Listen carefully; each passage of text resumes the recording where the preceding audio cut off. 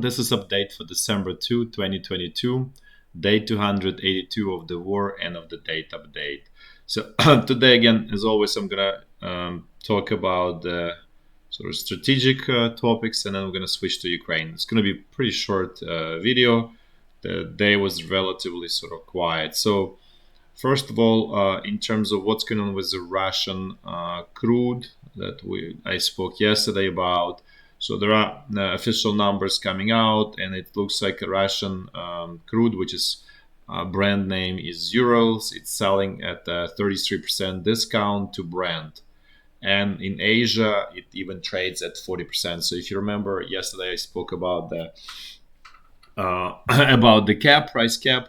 This essentially is, it's selling at the price cap regardless. So that's why I mentioned that whole idea about putting price cap, it's essentially just illusion, just optical sort of action, just to show, okay, we're doing some sanctions. And that's actually good because it's not going to help with anything. It's just going to create more problems. There's another problem for Russia, for export of Russian crude, and the cost of freight start to go up for Russian crude specifically, and it went up by 33%, so basically third. So now the cost of the freight from Novorossiysk, which is the seaport on the Black Sea. So to India costs about $20 per barrel. So that's pretty huge cut. Nevertheless, the export of Russian crude is still profitable. In some people saying, "Oh well, it's going to be negative." No, as I mentioned before, that the cash cost of extraction of crude oil in Russia between $10 to $12. So even if it sells it at $60, and in the worst case scenario, even if you remove $20, so it's $40 minus 12, it's still going to be $28. So it's still hugely profitable. Yes, it's going to be a problem because Russian budget assumes price for crude oil somewhere around $70. So there will be huge shortfall. There is no question about it. But it's not going to be end of the Russia, let's put this way, or Russian government or Russian state by any means. So in another news, the Canadian fertilizer producer called Nutrien, the CEO of the company was speaking and was saying that there's a global shortage of fertilizers, both nitrogen based, which is where Russia dominates, and also potash based, where Belarus, this is the country straight north of Ukraine, that's where Belarus is dominating market, along with Canada, by the way, market for potash fertilizers. They are not as critical as nitrogen, but they're still very important. And the CEO of Nutrien expects that export of Russian fertilizer will drop by 25%. Having said all of this, I think he's actually wrong, and he's just talking his own sort of stock price of the Nutrien apparently.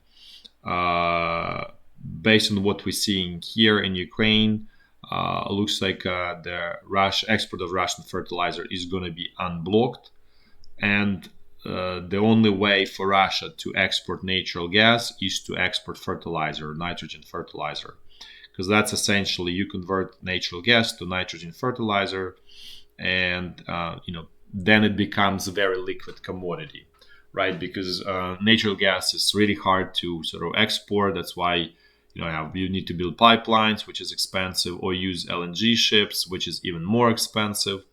And so the most easiest sort of path of lowest resistance, and where you're actually going to get more value add, more profit as a result, is actually producing a lot of fertilizer. So more likely than not, Russia will produce quite a bit of fertilizer on the export on the world market. And so it's very unlikely there will be shortages, because then the CEO of Nutrient then started talking about shortages of, food and everything, which if they're gonna happen for different reasons because there's no economic incentives for farmers to produce, specifically in Ukraine. That's for sure. That's already exists. I mentioned that I think it was like 50% of corn remained in the field. So basically, farmers decided not to harvest it because it's more expensive to spend fuel and everything and amortization of their equipment than what they're gonna get for it. So in Ukraine, is definitely already happening. Uh, Probably maybe happening in Russia. Hard to say at this point, but for sure that Russian producer to some extent affected. Definitely not as badly as Ukraine. That is for sure. So again, if there is a shortages in the world this coming year, they more come from Ukraine, where there will be very low production of grains essentially, and probably reduced production in Russia. So, but Russia's still gonna produce significant amount, and this year they had a record crop, which also probably means that the next year may not be as successful, basically, because it's always it varies in you have positive year, then you have like less sort of less positive year. Let's put this way. And then also, just a reminder, Russia actively negotiating opening up of this ammonia pipeline that kind of goes like here to Odessa, from area around like Lugansk, and this is the pass of it. So ammonia is essentially your liquid form of nitrogen fertilizers. Then it's basically, I'd say, precursor, I think, to produce production of basically urea, which is more like granular, like granulous, like a pellets essentially. So again, that really opens up again another outlet for Russia to export its fertilizer. In now let's switch to actually Japan, to Asia, back to the situation around Taiwan. In response to that, Japan is actively starting to spend money on its military, buying more equipment. So there is news that Japan is going to increase its military spend by 50%. Probably most of it will go to buying new equipment and so on. So, as you can see, everybody's sort of actively preparing for the war. At the same time, it's obvious that Japan is, it's in sort of preparing for the future. It's definitely, if something happens in Taiwan right now, Japan will have to join the way it is. Then there is a lot of sort of diplomatic traffic to Taiwan. There is delegation from the UK. Then there are US representatives from the basically lower chamber of the US Parliament. Then there are senators from the upper chamber of the US Parliament. They all, going to Taiwan, claiming that they're going to support and Taiwan against potential Chinese aggression. At the same time, then Russia and China also have this, rounds of meetings between the prime minister, between some different delegations. So as you can see, they all kind of actively sort of kind of like aligning, and sort of within each sort of alliance, there is active alignment in preparation for sort of future action that's happening. Also, Kazakhstan, which is a country between essentially Russia and China, they started building a railroad that would allow increased throughput capacity to China by 5 times. So that's really huge number, and probably also means that more Russian export will be able to sort of go to China. What China sort of needs from both Russia and Kazakhstan, they're both commodity producers, both have tons of crude oil. So in case, let's say, there is some conflict around Taiwan, and let's say China is going to get blocked ocean-wise, so basically won't be able to use trade routes. It can easily get oil and plenty of oil, let's say enough oil to continue the war from Kazakhstan and from Russia. So basically, what China is doing, they preparing its sort of rear and its sort of secure supply of raw materials, commodities, and including food, because Russia then can export. It has a large surplus of basically grains. The same as Kazakhstan. It's also a large exporter of grains, probably much smaller than definitely Ukraine and Russia, but let's say in the former Soviet Union, it's number three. So they all sort of can supply China with essentially food and energy, right? That's what China would need in the case of war. So essentially, this renders any potential, sea blockade of China pretty useless, I would say. So again, remains to be seen where if this attack against Taiwan will materialize. As I mentioned before, it looks like China already slowly like winning without shooting single bullet, and that's the best way to win. That's sort of your typical Chinese strategy, which is Sun Tzu, which is winning the war without actually shooting a single bullet. That's just the ideal solution to the war, ideal way of winning the war. And essentially China is on path to that with the results of the election in Taiwan. If everybody remembers that Nationalist Party won there, that essentially supports Taiwan becoming part of China. So again, China has strong support there, and also there are elections in 24 of the president, and if they secure also president, then they essentially kind of create basically reunification of Taiwan with China, in many ways similar to how it was between Germany and Austria in, I think, 1938. Probably, could be less brutal, more brutal, but more or less that's probably where sort of the ideal scenario for Chinese leadership and where they would like, what they would like, how they would like things to play out. That doesn't mean that let's say U.S. is actively will be destroying these plans and try to prevent that. Whether it's going to happen or not remains to be seen. Then now let's switch to Ukraine.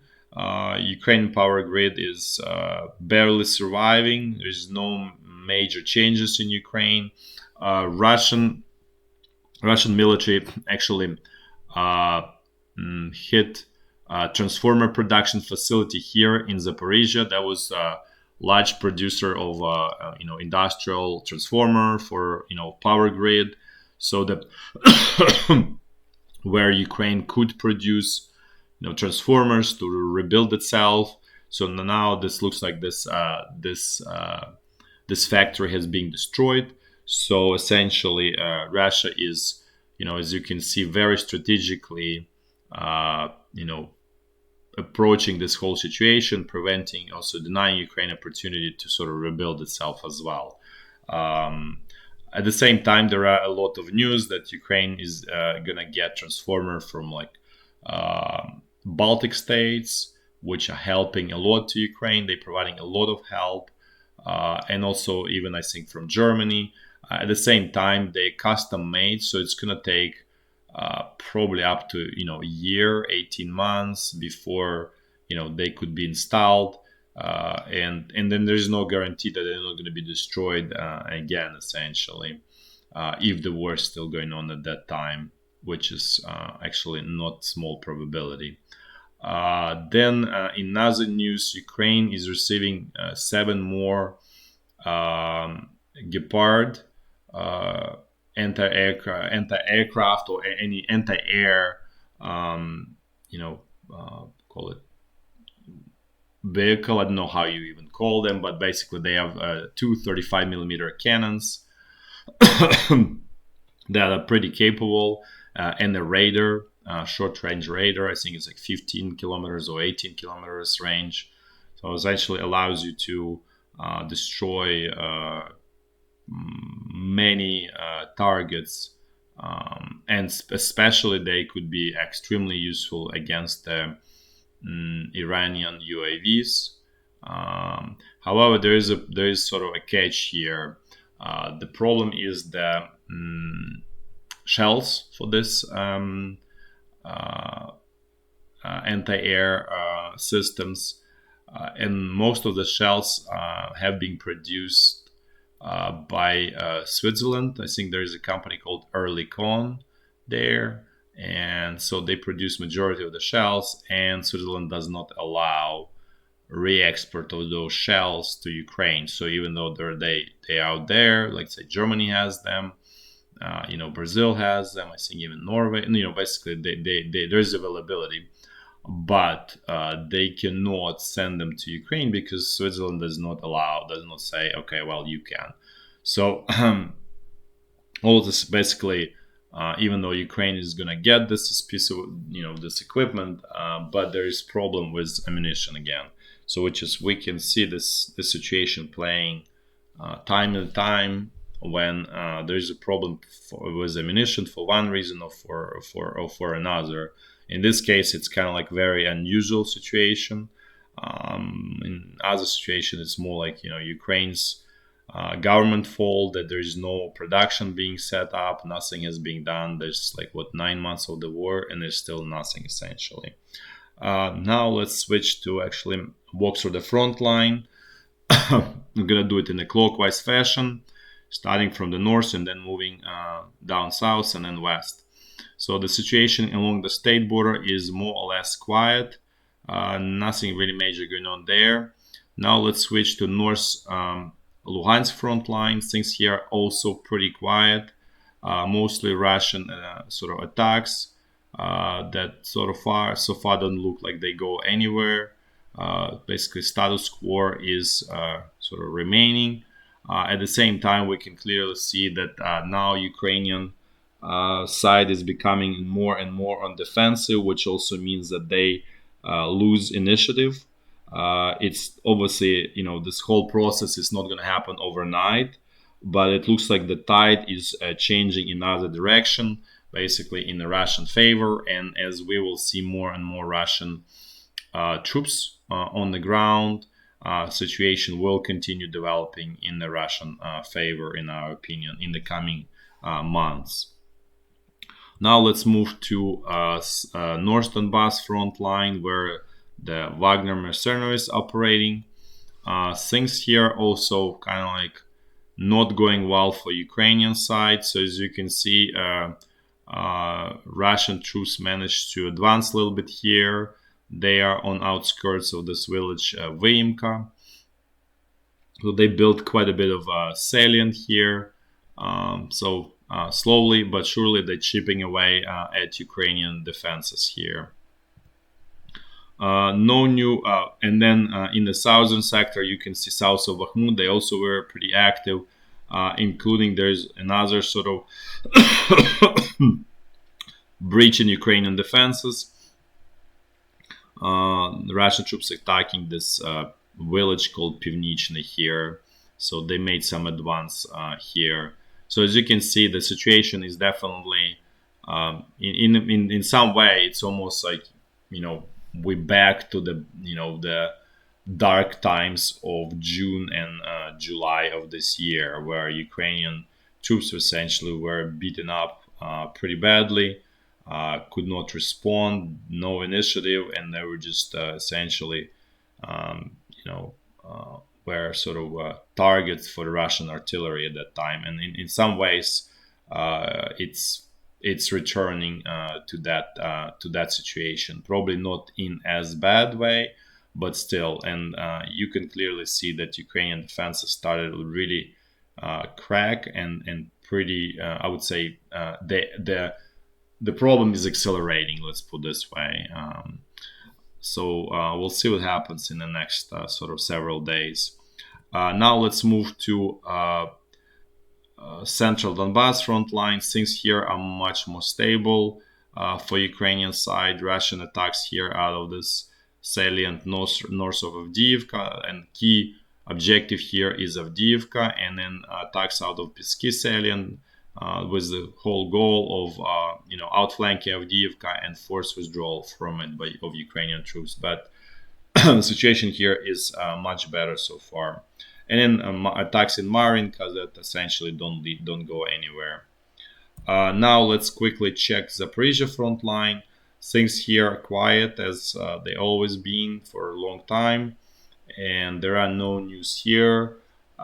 Given the whole difficult situation in around Bakhmut and increasing number of Russian troops on the ground, uh, probably chances of Ukrainian offensive from Zaporizhia front line going down south to the sea are how to say, going down with every passing day. Let's put this. And even if there was that offensive to happen, the chances of success are also going down tremendously because now there are even more Russian troops. As I said, there is more reserves coming, and so the chances of successful offensive, as I said, are pretty low. I'm not saying it's not possible, but they are going down with every passing day.